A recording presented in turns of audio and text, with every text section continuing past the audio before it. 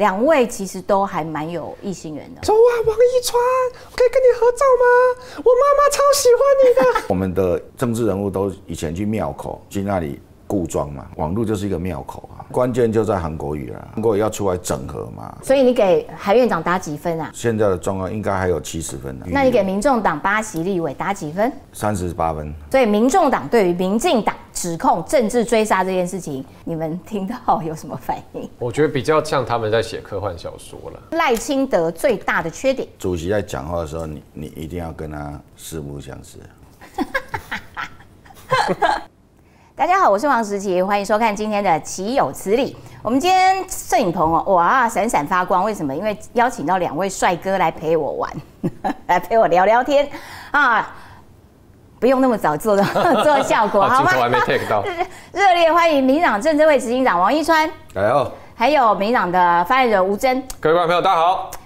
吴峥，你现在是党部的什么职务？就是发言人，还有新闻部主任。新闻部主任。对。哦，好，等一下好好的来拷问你的新闻部到底在忙些什么。好，2位最近很红，那为什么很红呢？是因为他们的粉丝超多，那所以我比较好奇的是说，你们2位为什么有这么多的时间可以在笑什么笑啦？还没开始。对，你们2个的时间其实都在荧幕上面，不管是上通告，或者是开直播，或者是党部的直播，所以你们现在手上到底有几个自己主持的节目？吴峥先回答。自己主持的节目哦，党部现在。我跟阿川我们都要轮，因为我们每天中午也有直播嘛，武清 live， 然后本来礼拜3晚上有那个老板叫我开直播，那个大家也要轮，然后我自己有在经营我的 YT 频道，所以也有一个直播，然后我跟林亮君还有苗博雅也固定在录一个节目，也有直播，所以算一算大概4个，对。那有这么多内容可以讲哦？这个因为大概还是要做一些属性不一样了，有时候是我自己是当来宾，有时候是我是当主持人，就访别人讲，让他讲比较多。然后像我跟林亮君、苗博雅，我们录那个 podcast， 人爱录4段507号，那就是那很好听。对，那比较是讲政治，但是也比较多在闲聊啦，就是可以比较轻松啦，这样。易川更可怕，我看到易川真吓死人，我随便都避不开你，我想要避掉王易川，我什么转都避不掉。我刚认真算，我主持了。而且这些节目是我要讲什么就讲什么了，大概有5个，哇塞，全部都 live 了，全部都 live 啊，live 的那个危险度比较高哈，你出错就收不回来呢。对，所以要很小心。你们都是党职，有没有害怕说我哪一句话冲太快，然后会被人家大做文章？但是我们不冲太快也会被大做文章。有啊，最近就有人打电话到中央党部讲吴峥，没有讲王一川，说王一川董川 K 兜鱼一直都在玩，要好好上节目评论时政，讲政策。真的吗？对，说叫我们直播不要吃东西。可是吃播很好看啊。然后还挂号喝水除外，那个记录很好笑。真的吗？你说中央党部那个？电话记录，然后也说直播不要再吃东西了，挂号喝水除外。你看有没有很严格？他每个礼拜都会被投诉，都会上榜，因为有人不一样，有人叫他要讲多一点，有人叫他说不要嘻嘻哈哈，有人说要庄重点，有人说不要吃东西，所以大家一言一行大家都在盯着。可是我叫龚川很震惊，我觉得也很怪，就很不像龚川啊，因为龚川就是一个嘻嘻哈哈，他笑起来这样子傻傻很可爱啊。没有，就是怕走歪了。怕变什么诸葛亮、吴乐天啊，特一行啊这些。那你们2个会不会有偶包？就是你们出门在外的时候，会不会特别担心自己的言行，或者是担心被偷拍，然后就会看一下后面呢？因为2位有人被偷拍过嘛。那是那个张友华才会。什么张友华？我听过张友华一个很好笑的事，他就跟大家讲说，就那一阵子他在骂阿扁嘛，他就说什么。只有3个人知道，我知道，阿扁知道，第3个我不能跟你讲嘛。好，然后呢，他就说他很怕被打，所以他就上那个捷运的时候啊，就一直这样坐着，然后就一直看别人有没有人要打他。然后后来就有人问他说：“所以你有没有被打？”他说：“没有。”因为我们出门我是不会啦，但是我的另外一个好朋友周冠廷会。怕被打。不是，他就说，他就说，李正浩很奇怪，他说李正浩出门都不乔装，戴口罩、戴帽子这样。我说为什么要戴帽子、戴口罩？他说不是啊，这样会被认出来。我说认出来会怎样嘛？他被打呀。他说，不要被认出来吧。周冠廷都这样讲。哦，所以像我出门就没有其实我只要跟对方对上眼，然后他就说你，我就说对，要拍照吗？这样，直接先，这样比较自然一点啊。会担心被再度偷拍吗？所以你的行踪会特别小心一点吗？我现在就是全民监督啊，各式各样的吃饭什么都很小心。所以平常头发也要梳好，不要再变努尔哈川了。那一天是风很大。对不起，又戳到狗川的痛处，要变努尔哈川有没有？啊，吴真蕾，你现在偶包重吗？因为你的你辨识度蛮高的。对，一个是我以前试过，因为我以前有试过，想说，我就是稍微看起来不一样，例如说头发全部放下来，然后戴眼镜，头发放下来，对，就全部放下来，然后戴眼镜。我想说，好了，我现在长得跟平常很不一样了，应该，而且我又穿 T 恤，然后我就出去就想说，好啦，今天应该大家都不知道我是谁，结果一走就过去旁边就喊，吴真，我就变装没用，完全没有用，变装无用论。对，然后第二个是其实也习惯了，因为一开始会比较觉得有压力的，后来就其实我就是想我的预设 mindset 就是出门大家就知道我是谁。就是自己告诉我自己，OK 了，我很红，大家都知道我是谁。所以你们其实心里面都会有一个小警铃，就是我出去在公共场合，我的言行啊什么都一定要不能太过 over。没有，我们就把自己调到一个本来就很乖的状态，本来就很乖的状态。那像我连去那个三温暖，知道就是去洗嘛，就当然脱光嘛，上三温暖。然后那个才刚进去还在洗澡啊，然后就有旁边有阿伯跑过来，我们那个烤箱里面大家都说想要跟你聊天的，你赶快进来烤一下，不会很尴尬吗？光溜溜的烤这样。对，然后进去，然后大家就开始跟我变聊政论这样。那光溜溜的聊政论跟有穿衣服聊政论的感觉哪里有差别吗？大家觉得说，好，我现在讲的一定是都很内幕、很低调的、很坦诚的。好尴尬哦，光溜溜的在那边。好，我们要进入玩游戏时间了哈。但是我跟你讲哦，今天我们的节目除了轻轻松松乱聊这个玩游戏之外，等一下也会要有严肃啊、认真的部分啊，因为两位毕竟都是党的很重要的这个位置上、职务上面的人。好，所以我们第一阶段要来玩的是岂有此理，说白话。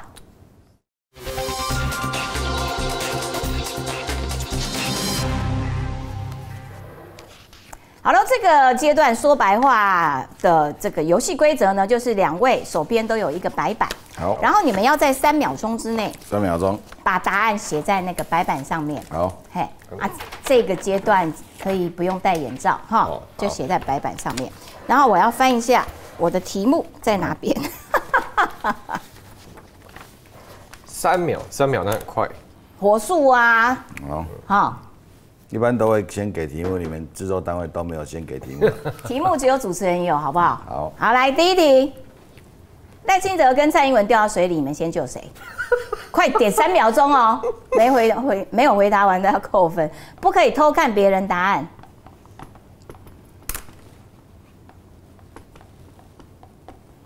亮牌。哦。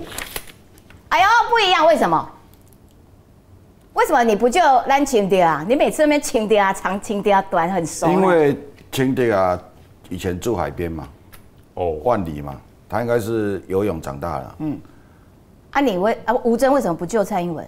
因为我想说，因为我是看小英总统最近都穿那个海军夹克爆红，对，我想说那感觉他应该会游泳吧。所以你判断你的意思潜台词是说赖清德不会游泳，很需要被救。对，我怕他这个万一不是水性的话，我可以救他。好的，一人救一个。来第二题哦，在荒岛上，你一定要找一个人跟你一起生活7天的话，2选1，你会选徐小新还是罗志强？啊，我加一个，还是黄国昌？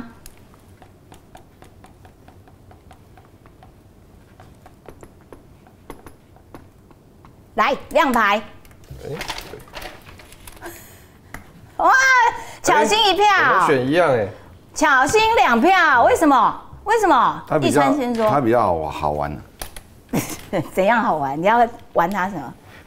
玩他就是在荒岛上就没事干嘛，就聊天嘛，聊天就玩他比较容易啊。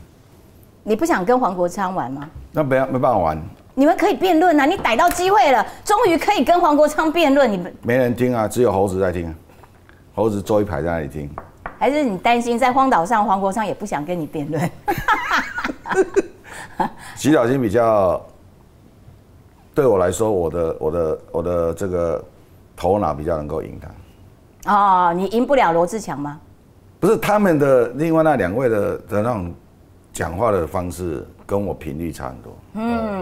而且罗志强比较会偷拍，然后要偷拍50秒。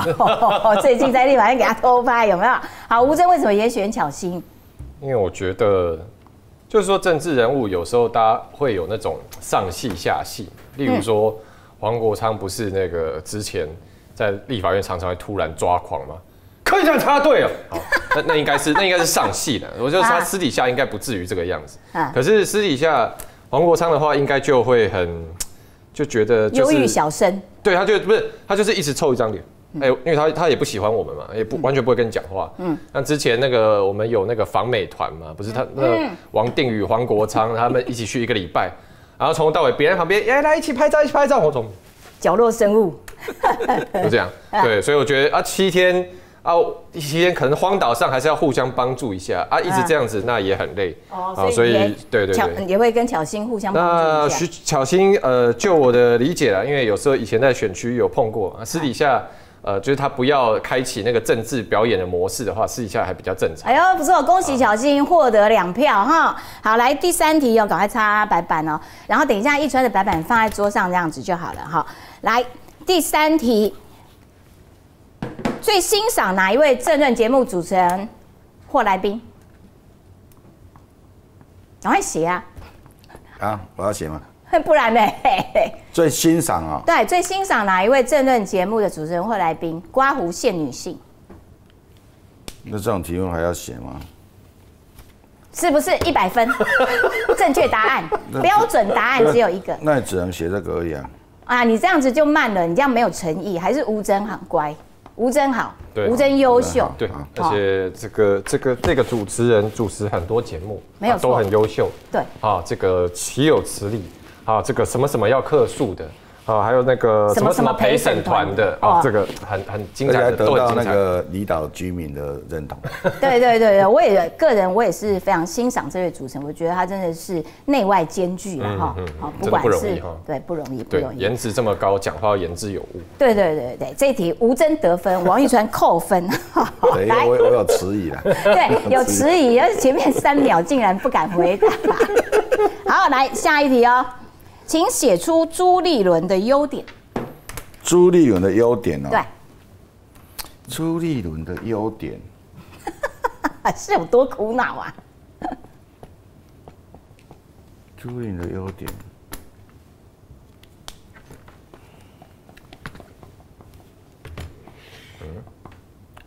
好。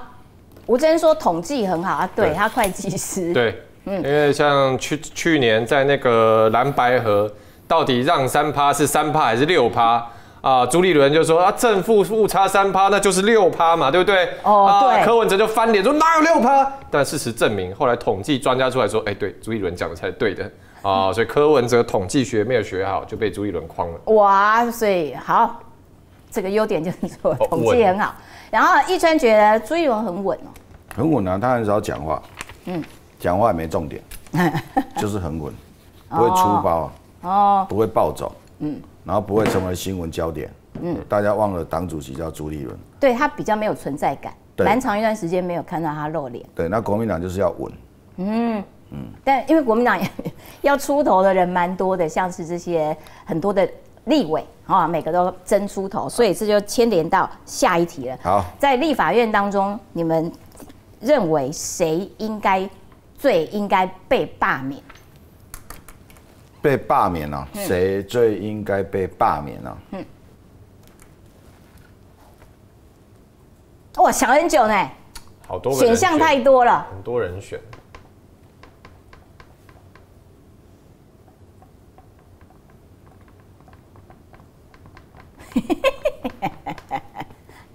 好，亮牌。像王一川写的这个答案啊，就是掺杂着个人、地区上面的私人的恩怨。认知。什么认知？就我对他的认知。哦，台中的嘛。台中的。哦，因为一川也是在台中当过局长嘛，然后有地区上面的恩怨嘛，所以呢，为了报私怨，你觉得他应该是最应该被罢免？不是，就是有些立委是很有学问，表达能力不好，那个不用罢免。有些立委没有学问，表达能力很好，那也不用罢免。因为他选民支持他嘛。可是有一些就是包装的太过度，那其实就是草包，也没能力，也不会表达，这种就该罢免了。所以他就是你心目中该被罢免的第一名。对。又讲话又没实力，讲话表达能力又差。对，没内涵，然后表达的能力又不好。然后吴峥挑的是柿子，叶元之。对，但也不是特别因为他柿子，因为我觉得主要是，为什么要罢免？如果要立法院挑一个立委罢免，为什么要罢免？那当然是因为说，他们家立法院整个国民党团现在倒行逆施嘛，之前国会扩权，现在党总预算、民生福利的预算通通都挡。那所以其实蓝委身上都有这个责任。但是我举叶元之是因为我觉得其实他在今年1月大选举的时候，他有拿了一部分绿营支持者的票。因为之前这个元之的形象就比较讨喜嘛，他有比较常会上一些偏绿的节目，对，然后感觉讲一些比较中道的话，那你就觉得说，就有蛮多人觉得说，他好像不是这么罪大恶极哦，他是可以沟通的哦，他是理性派哦，可是那如果现在全部他在立法院都跟国民党一起这样子，完全是走到这个极端保守蓝那边去了，那我觉得，那你这样有点欺骗之前这一些挺你的绿营朋友。那现在应该要把这个票收回来所以叶元之你小心了哈，这个你当初领先的票数也不多，对，皮要绷紧一点。好，这个阶段最后一题来，请写出赖清德最大的缺点。怎么又停了？最大的缺点呢？对啊，最受不了他的地方。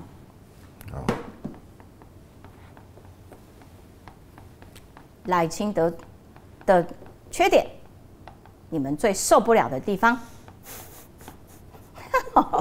不要有压力哦，哈，一定要说实话哦。来，亮牌，一川说赖清德喜怒形于外哦，然后吴峥说他太认真，你这个就假的啦，哪有人家缺点是太认真的？你根本就是想要拍马屁。没有，就是太认真，就是怎么讲，就是对，但这就是太认真，就太例如说，第一个事情当然是说，像其实我们在党部工作。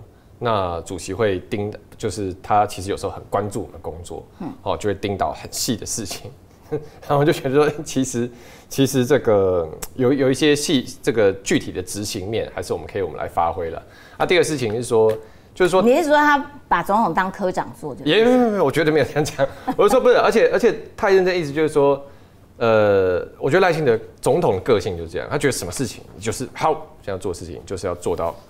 很好，把它做到无可挑剔，做到100分这样。所以其实像有时候他也跟我们讲说，你们去上政论啊、评论啊，要言之有物，要把资讯跟民众充分的传达，要把这个争议都讲清楚。对这样当然讲也没有错，但是有时候因为现在其实像刚刚讲，我们手上都好几个节目，其实有很多不同的支线在走，有的是专门要严肃讲事情的，那我们就会把它讲好讲满。但有的是让平常大家可能那个说下班的时候看了轻松一下然后周末的时候这个看也是休闲一下，对，就会有不同的路线。那其实有时候以现在的大家喜好来讲，就也不一定要把资讯嘎到那么满。对，所以我觉得说，其实他太认真了，可以再这个弹性一点，flexible 一点。他不够松啊。对，因为不是这也是如果在工作上是好处啦，可是现在在社群上，其实有时候大家就想看你松一点。对，所以我觉得他也可以他有时候也可以松一点。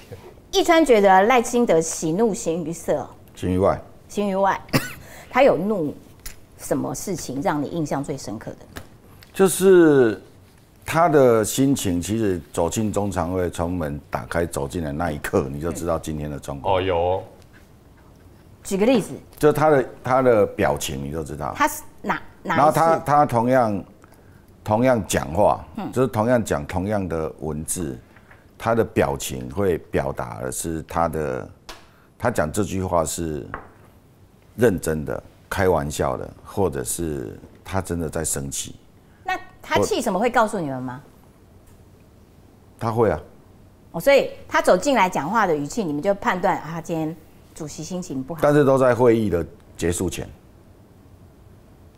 什么意思？前面会有一个主席致辞嘛，就是主席讲话，然后接下来就是什么立法院党团报告嘛，秘书长报告嘛，那报告完就会有中常委的发言嘛，那发言完最后主席要裁示，不一定是裁示，他就说哎，给大家结束，那我们来讨论什么事情，我们大家程序会这样，那他讨论的事情呢，基本上就是他讲话的表情，你就知道他对这个事情有没有很严肃在看这件事情。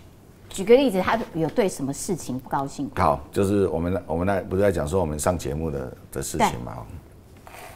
然后呢，因为吴峥坐主席的左边，那我坐跟主席是对冲的，那危险性很高。那所以主席跟吴峥讲话，主席一定会往这里，就很明确就是对着吴峥嘛。可是主席在对我们讲话的时候，就会变成对着所有中常委。因为我是坐在最后一个，那这样。然后呢，他比如说，这今仔这第2点啊，伊川你家己有看到啦吼，这不是第1档，哦哟，好可怕！要么第1档，其实吼，人在写吼，你甲看，你安尼讲话吼，安尼不好。哎呦，好可怕哦！就会怕了哎。就是安尼不好。然后所有人都在。然后你就，那因为你如果头低低的哦，就说你头低低的，听人讲安内不好，你感觉不到嘛哈。可是当你跟主席眼睛对上了的时候，然后他讲安内不好，好可怕哦。但是他也没有，就是说也没有呵斥你，好，就是骂你，但是他可能说安内不好。他让人就是不怒而威，有这种感觉。就是安内不好，他也可以讲说，其实安内不好啦。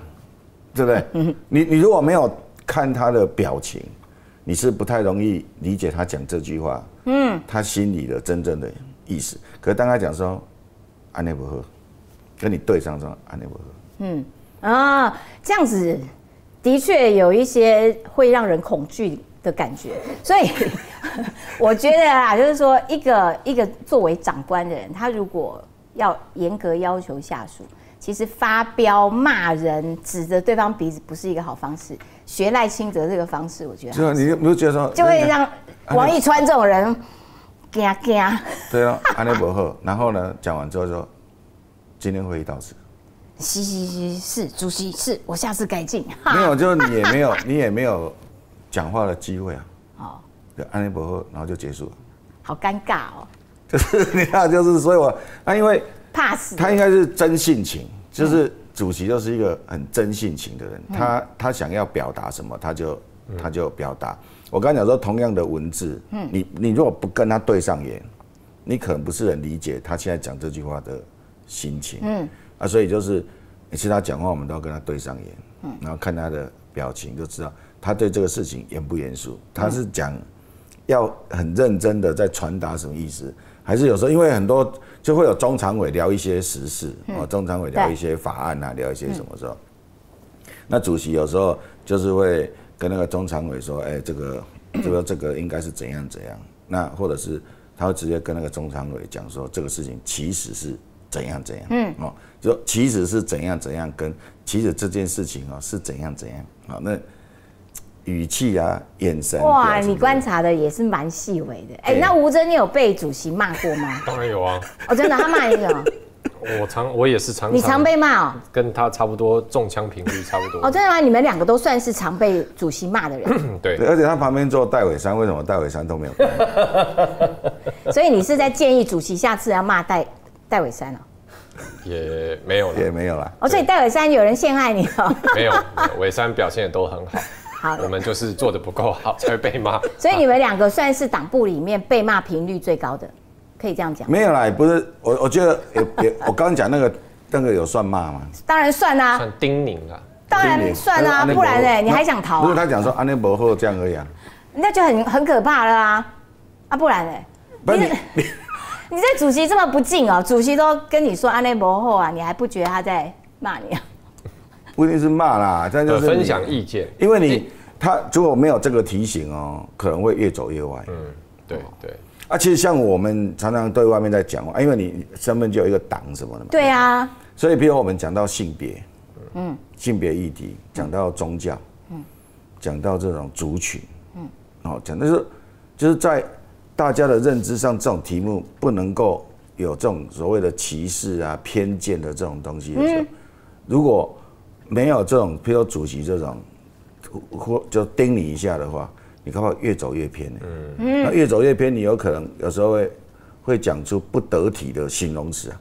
譬如说以前形容原住民的名词那一种，你就会不小心会讲出来。那你以为你在开玩笑吗？你以为刚才原住民打人叫三米，你以为你在开玩笑？可是这很政治不正确。对，那你如果没有这种提醒，你可能到最后会真的会歪掉，歪掉你一次你就救不回来了。那吴峥有被主席骂过比较严厉的吗？有啊。说来听听，我也想知道，主席为什么骂你？这个有上过新闻啊，有那个哪一件事？就是滑手机啊。哦，对，而且主席是很认真的骂你，很认真啊。他就是因为开会嘛，因为我们是党务主管，那常会基本上是主席跟中常委是与会嘛，我们算是列席的，但是我们不在会议中发言啊，除非被点到说新闻部或组织部来报告一下什么事情，那我们就会上来嘛。那所以通常他们就在开会嘛，那我那时候就在一边这个用手机回一下 LINE 讯息啊，看一下等一下上政论有什么提纲之类的，然后主席讲以后就突然转过来就吴峥，我看刚刚干事长在讲话的时候你都在用手机。总召在讲话，你也在用手机，你都一直在用手机，这样你怎么知道我们在讲什么？这样你万一这样等一下媒体要问你今天开会讲了什么，你要怎么转述？我就对不起，以后不滑手机。没有，那时候其实心里我觉得有点想要讲说，没有，我也是在工作。他讲不是以后不滑手机。所以主席对于开会不专心这件事情是有要求的，其实蛮要求的。他觉得你滑手机就没有在专心。对，但我觉得他讲的也有道理啦。虽然，就是因为来开会的人就是你看，要么是连中常委，要么立委，要么连县市首长都有。对啊，那每个人手上事情都很多，每个辈分都很高。你这个小朋友在那边滑手机。对，然后大家虽然都有很多公务同时一定在进行，可是毕竟人都到这边了，那应该还是以会。最主要是主席在讲话的时候，你一定要跟他四目相视，就是有回应啊。然后就要这样。你很爱演耶！我跟你讲，主席如果有看这一集，我会特别剪影片送到总统府去，你就要知道这个易川都在敷衍你。好了，第二阶段的游戏叫做“岂有此理，先底牌”。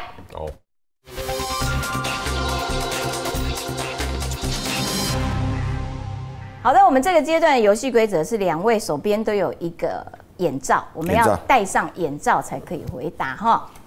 然后呢，这个阶段游戏戴上眼罩，你们就看不到对方，所以呢，你们可以就是用手势来这个表现说这一题的答案，你认为是自己还是对方，或者是这样子，对，这样看不到，这样有一点像黑白大厨的盲吃。好，大家要进入第一题。比自己或比别人啊？对。好，第一题，2位谁是网络上面的人气王？哎呦，王一川获得2票，不错。第二题，谁的异性缘最好？谁才是婆妈杀手？哎呦，1人1票，1比1，怎么会这样？好，等一下这一题要来解释。第3题，柯粉小草们最常出征谁？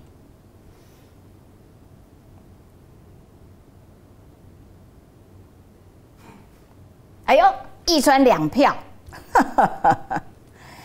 赖清德比较喜欢谁？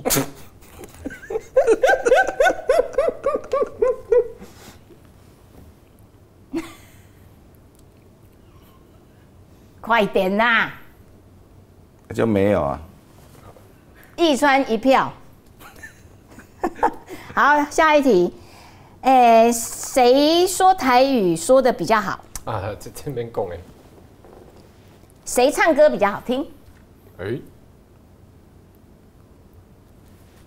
哎呦，好，结束这一回合，可以拿下眼罩。这么简单的题目。对啊，对你们很好啊。对，这边达到陷害的状况。赖清德比较喜欢谁？只有1个人有回答哦。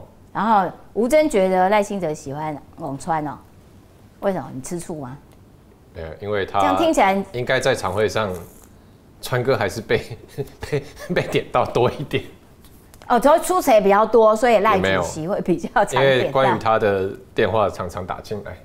哦，对了，就是我们那党中央不是那个舆情的电话？对对对。对，那个吴峥为什么他的名字比较少出现？因为接电话的在10楼。对。啊，10楼就是吴峥的办公室。那吴峥每天上班都会经过那个10楼的，就会先去销毁志工。销毁一下那像我就已经很久没去了，作弊嘛你？没有，我已经很久没去了嘛，所以最近就大家劝我说有空要去10楼，跟那个哥哥姐姐们来瞎子一下啦，什么去澎湖啊，然后伴手礼哦，黑糖糕啊送一下。我们昨天讲好说，今年那个吃尾牙，接电话志工那一桌，我们要特别包红包。对，因为他们是第一线接收到这个抗议的也好啦，支持的也好的那些。然后就是摸彩，比如摸主席奖啊，假如主席奖是6万这样，反正摸起来都不管上面写几号，都是那一桌。作弊就对了。不管摸起来是谁，我就是要志工大哥。好，然后刚刚这个谁的婆婆妈妈杀手，粉丝最多，你们是1比1哦。哦。2位其实都还蛮有异性缘的哦。吴峥先讲。对，因为选举的时候，这个很多的这些阿姐也是给我很大的支持。不过我就想起来，因为之前川哥讲说，他常常这个在捷运上或者路边就遇到年轻女生就把他拦住，对，说哇，王一川，我可以跟你合照吗？我妈妈超喜欢你的。我想，那应该表示，所以刚刚这样听到婆妈，我想说那应该是这一块润局应该川哥。你讲这个是还好，我那天去澎湖遇到一个怎么样？就在星巴克喝咖啡，然后旁边就有2个应该是大学生，女大生，然后我在喝，他们就一直盯着我看，然后心里想说他们应该是想要跟我合照之类的这样，然后呢就我们要离开的时候，他就走过来，他说你奕川哥啊，我说对，他说可以跟你照相吗？我说可以啊这样然后他就拿起手机要照我。我说不用啊，你来我们2个自拍啊。他说不是，我是要照给我妈的。所以你喜欢你的这些年龄层偏高的意思吗？那喜欢吴峥的年龄层有比较吴峥是老少咸宜。哦，老少咸宜，所以你的年长的粉丝，女性粉丝比较多。对，还有年轻的女粉丝。我比较平均他那一块很强。我那年长的，因为有些就跟我妈妈年龄一样了。那他们来有一个特色，来就直接勾着你的手，就这样整个就是这样抓住，然后像拔河这样，因为把你当儿子啊。然后我还有一次在那个彰化，就是有一个来，然后就勾着，然后说我会给你翕相，好，然后我就说要看第几台这样嘛，然后他说我无揸手机啊，我说你无揸手机啊，咩翕？因为我就是要翕。那就是无理取闹啊！就是他要跟你照，可是他没有手机，对。然后就说嘿这样，然后照完他就走了，就是很有趣的，就是很疯狂的支持者。对。好，我们玩完游戏，我们要来聊一些比较这个政治上面的议题啦。就是说，这里我刚刚也提到，就是说你们2个人现在手上节目很多，然后党主席也很强化这一块。他自从总统大选之后，赖清德就一直强调说要加强这些网络上面的论述。所以呢，这个中午党部也有些直播，然后2位各自也有自己的一些块状节目在播。会不会到最后其实都在同温层取暖这件事？我一直有一个问号。就同一个人，我在这边也讲，我在那边也讲，我这边开节目，然后党部这边也开节目，然后党部开的这些节目来宾又是我们这些人。那所以其实受众群来说，在网络上面的扩散效果是好的吗？我要先请教一下一川。那就是你自己要把题目定位好。像我的广川去都会基本上不谈政治。那我就行销每一个地方的名产、小吃、老街，然后有时候配上当地的政治人物、理事长、会长，他们刚好在办活动，就行销那个地方，所以变成会有一群粉丝，他是每个礼拜天要看我去哪里玩。那因为我的节目都是11点到12点，所以到了下午那个地方就很多人。哦，是哦。有的人就突然间重来了，他来就说我都要隔壁，我都要看着你在讲这。那我说我从哪个地方挑都来，然后就来吃我们刚刚讲的那一家店。我上上礼拜去乌来，就超多人，后来全部跑去乌来老街，然后他们从来没有来过乌来老街。那我就介绍乌来老街买什么，然后吃什么这样子。所以你也是某一种的带货王，就是那个以前那种什么时尚玩家类似。但是我们制作成本很低，就一只手机，这样弄，然后就是。这种就是，然后你出错，你出包，那个流量会暴增。你出包的时候，流量就暴增。这是那一种节目了。那像我有一个节目是只讨论立法院，其他不讨论。对，就是那国会特侦组。对，国会特侦组。那就是只讲立法院这个礼拜的所有的委员会，这个总质询哪些立委提的法案，它背后的目的是什么？那一群那个听众就知识性了。就那个你不能嬉笑怒骂，你就是只能讲得很清楚，说他这个法条是怎样。那其他的我有个广川踹共，那个节目就是大部分在骂中国。所以你自己就有设定好，对，立法院的、两岸的，然后吃喝玩乐的，对，那这些都在突破同温层。那个广川去都会就完全突破同温层，因为你不谈政治。就最多是偶尔插一下花，然后大家会心一笑这样子而已。那国会特侦组这就是对这种法政比较有兴趣的民众，他就会去看这个。那其他的节目基本上大概就是跟一般政论节目差不多的这种节目。其实这种节目收视率也不会很高，因为它就跟政论节目是一样的。比较类似。像我们5清5个人主持的风格都完全不一样。像戴伟山找来的来宾都跟我们完全不一样。他就是有点像那种什么音乐网，就是那种什么排行榜，就是那种以前我们念大学的时候在听的那种广播的。陶小青那种音乐网。对，什么光宇。光宇。就是说你夜光家族。对啊，你听那声音很好听，然后讲话的内容是很。比较文青式的，像戴伟山就走这一种路线，他就不会像我跟吴峥这样骂。那像周冠廷，他就是会准备超多资料。周冠廷是所有参加政论里头最认真，所以他都是透过自己的他就是透过这些节目在那边练习，他要在新北市质询的内容，应该就是这样吧，先预演一遍，所以这样才能突破同温层啊，因为不然我们很难。那吴峥呢？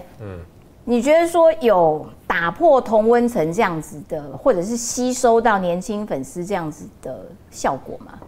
我觉得其实就算你的形式是政治评论，然后就不一定它当然因为我们都说你做一些比较软性的事情，吃东西、出去玩，或是比较容易接触到对政治不关心的群众嘛。但我觉得就算你是做纯政治的内容，其实你持续做就是有机会。因为像前阵子不是青鸟那个很多青鸟出来嘛，然后我们那时候都在各地办座谈嘛，就接触我自己也接触到很多年轻朋友，然后我就发现说哇，一些在 Threads 上面现在对我最支持，然后我去哪边上节目，他们都会自己帮我那个剪片段出来，然后自己 po 到网络上，就这种行动力很强的粉丝，其实他们也是可能去年或甚至今年才认识我的。就是以前他们虽然我一直在做，例如说我一直在从政，我一直在讲我理念好了，可以前他们可能也没有关注到，是刚好这次有一些大事件，他们才进来看，然后就说发现吴峥，哇，我好喜欢吴峥，我觉得他讲得很好，然后所以他就变成对我或者说对我参与的政治活动有认同，所以对我觉得第一个是你持续做下去，其实本身就会有这个机会，那再来是说，我觉得其实你去看光是今年跟去年的对比就很明显，因为现在立法院好多委员都在开直播嘛，洪申翰开嘛，然后这个沈伯洋、黄捷、吴佩仪他们也有开嘛，对，然后这个党团现在也开嘛，什么钟嘉宾啊、许志杰，然后每个人都在开。对，那你去看去年的时候，有立法院我们民进党的立委里面其实是没有一个人开直播的，一个都没有。对，那当然，大家现在会说，每个人都开51个委员啊，观众有真的就成长51倍嘛？当然不会。可是重点是说，我觉得其实这也是一种技术跟能力啦。你就是让每个委员他其实对网络的社群是更熟悉，然后平常把这个连接建立起来。那下一波我们不知道下一波大家会爆关注的社会事件，或者说立法院的重大冲突会什么时候？但是你平常先把这个通路跟能力养起来，基础功的意思。对，那你真的等到事件，今天如果立法院有一个什么样的事件发生，什么样是你表现的机会来了，可以让所有人看到说你为大家做的成果，那这个时候你的那个流量跟关注才能刚好一波上去嘛。不过因为我比较功利主义啦，就是我也会跟很多这个网络酸民一样，大家都有疑问说，那所以年轻票嘞，年轻票透过这样子的方式。就可以争取到吗？那所以年轻票可以透过这样的方式争取。就你直接去想到年轻票，你就会很沮丧，因为你不可能马上得到。刚吴峥讲那个，就是说你可能每次直播都有300-400人，都没有破千没关系，因为每次都直播300-400人，那就300-400人每次都固定听上来听你讲话。可是忽然间有一个大议题出现，你很想讲话，可是媒体不一定会问你。那些立委说我要在立法院前面开记者会，媒体说你要干嘛？你要讲什么？你是不是先跟我们讲，我们再决定要不要派人去？可是你如果有直播平台，你就开啦。开了之后这里头只要有讲到10秒到15秒的爆点，他们就会剪去用，所有媒体全部引用了。然后你的粉丝会帮你剪短片啊，短片就去扩散啊，那扩散到爆量的时候，那媒体也直接就引用那个短片就直接上，那。这就是一个这样一串过去之后，你要曝光就速度就很快。可是这个不是说你忽然间想要开一个直播，但是你这个直播就慢慢累积，慢慢累积。即使一开始在同温层，可是你还是有机会去突破嘛。就是你媒体有报说这个人在开直播，然后他忽然讲了一个很厉害的事情，然后播了之后，搞不好就很多人去订阅你的那个频道，因为觉得有时候你会讲出一些很厉害的事情。所以这个是。一直累积啊，当然，党内有很多立委说开直播不好啊，就他的选民就是没在看直播。但是我引用苗博雅讲的一句话，他说我们的政治人物都以前去庙口、去社区发展协会、去那妈妈教室、去那里固庄嘛，就做这事，或者是运动的什么协会。他说网络就是一个庙口啊，是啊，而且网络的庙口是他们都在庙口等你，而且你随时都可以跑去任何一个庙口，这实体上你可能要你的选区的这个庙，你人要去到那里才是有那个庙口啊。你去到那里可能5个阿公在那里，你讲话只有那5个人听。可是网络如果你设了几个庙口，在上面每次都几百个人在那里等你，然后你进去讲话，他们通通听你讲，虽然你看不到他们，可是他们都在听你讲。他说那个也是一个庙口的了解。那你们怎么看说？因为年轻票当然这是一个比较长期累积的工程啦。那可是，一般认为说，民众党的年轻票的确是碾压式的超越其他国内的政党。那可是因为民众党最近麻烦事情比较多，从民调上面看起来，他们的年轻票也的确流失了不少。有没有什么样子的好的方法，可以趁这一波，然后把抢攻民众党的年轻选票？先一传好了，等下我们没有在想这件事，就是，可是他们就是抖掉下很多年轻票，这个时候要赶快去接住，不是吗？不一定啊，不一定，不一定。你看现在大部分的民调，民众党掉了的这些票，统统跑到不表态，就是说或者他就说我没有支持谁，就他以前会强力说我支持民众党，现在就说我没有支持谁，因为其实蛮多民众党的这些40岁以下或30岁，更精准讲30岁以下这些，他是很讨厌民进党跟国民党。对，所以当大家对民众党这么严格，对阿北这么严格的时候，这群人是更恨民进党了，更恨国民党了。然后这一群人他也没办法在社会上、在网络上跟人家讲说我就是挺民众党，所以他就回到不表态，然后说起来，我其实也没有参加任何政党，其实我也怎样怎样。那这一群人就会跑到那个灰色。那这些人就没有办法争取到了吗？不是，他们就还要等一个救世主嘛。就是等说民众党有没有一个救世主，能够跟阿北一样，他们就又全部回去了，或者是说他们就回去关心的事物就关心到自己的日常了，就对这个政治他们也许就没有那么积极热衷，这就是回到他们又变成中间选民了。那所以你要把它从减1变加1，从那边直接抓过来，那太难了。现在的状况，蓝绿的政党如果每天在想这件事情，我觉得都会过头。因为这个阶段还不是说你硬要从那边拉过来，变成认同赖清德、认同民进党。我个人觉得这个难度很高。吴峥怎么看？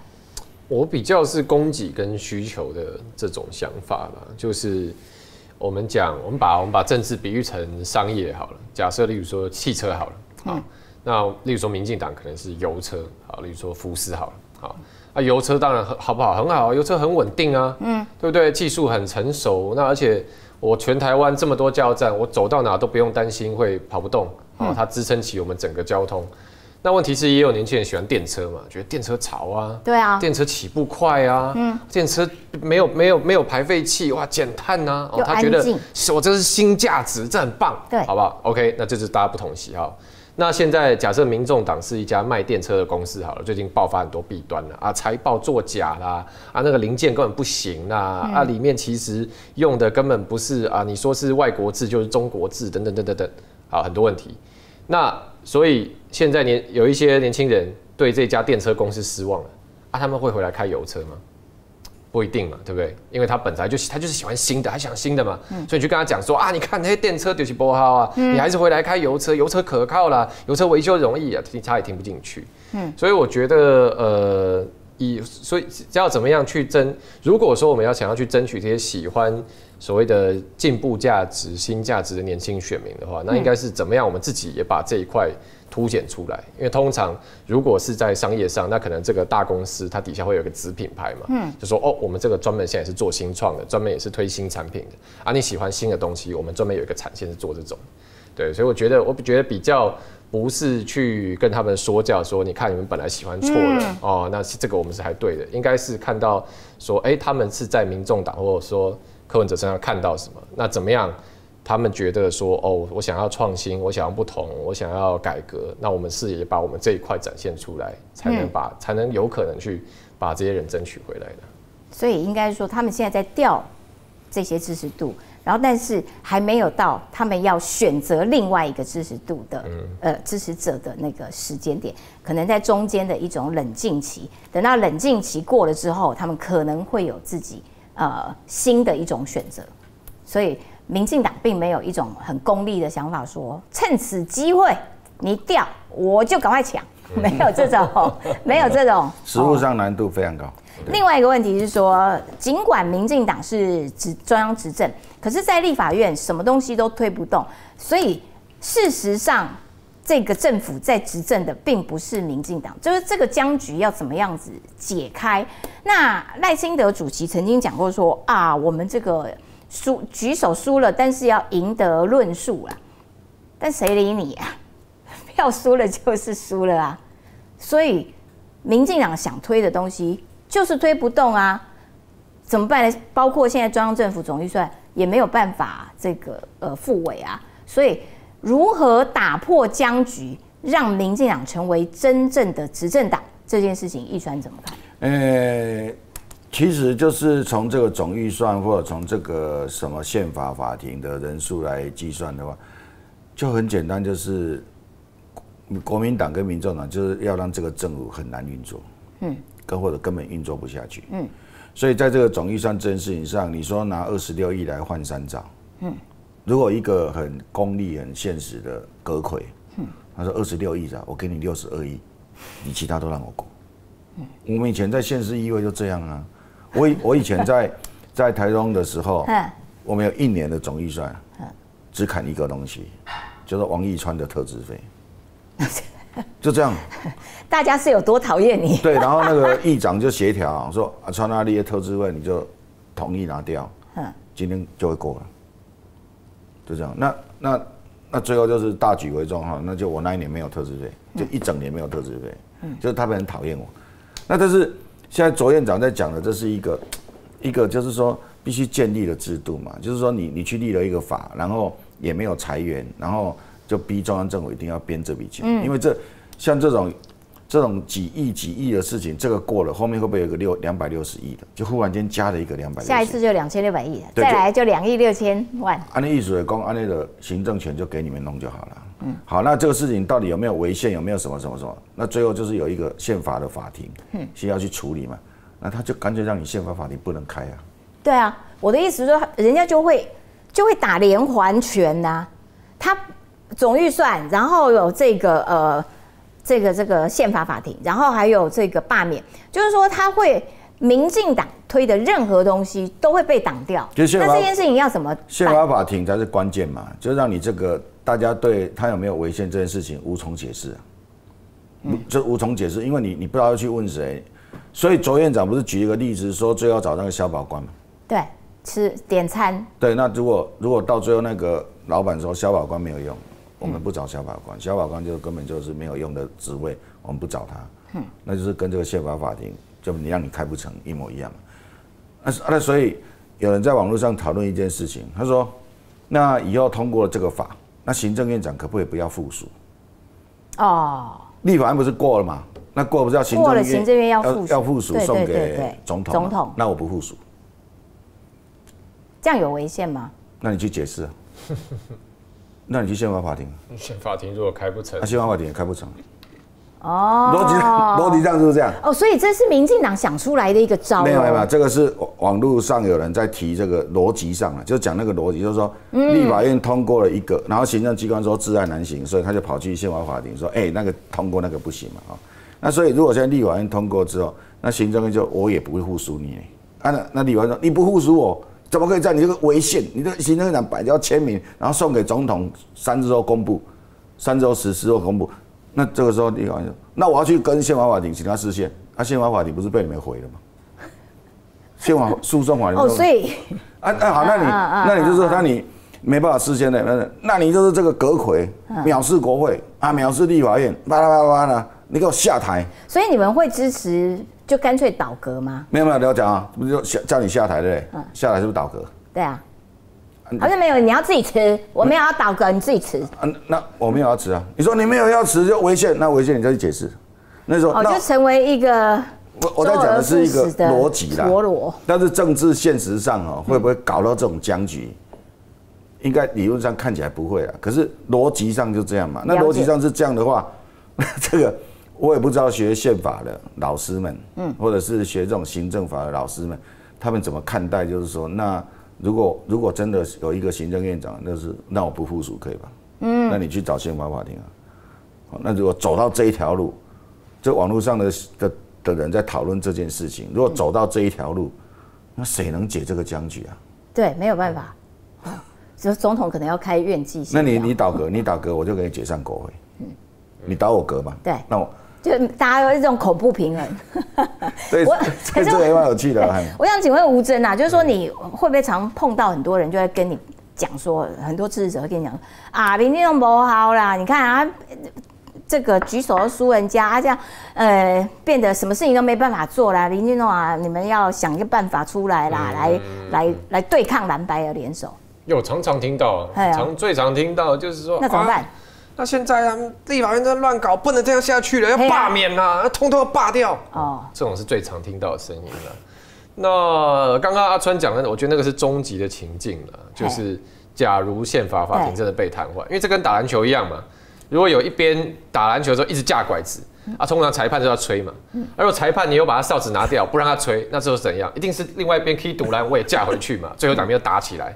但问题如果走到这一步，那球也不用打了嘛，就变打架了。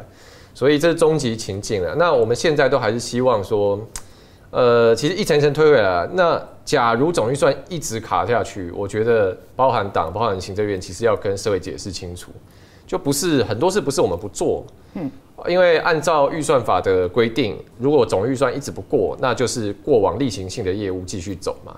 但是你任何要做新的预算、新的计划，通卡住。所以包含明年本来军公教可以加薪3%。那总预算一直不过，明年就没办法加薪。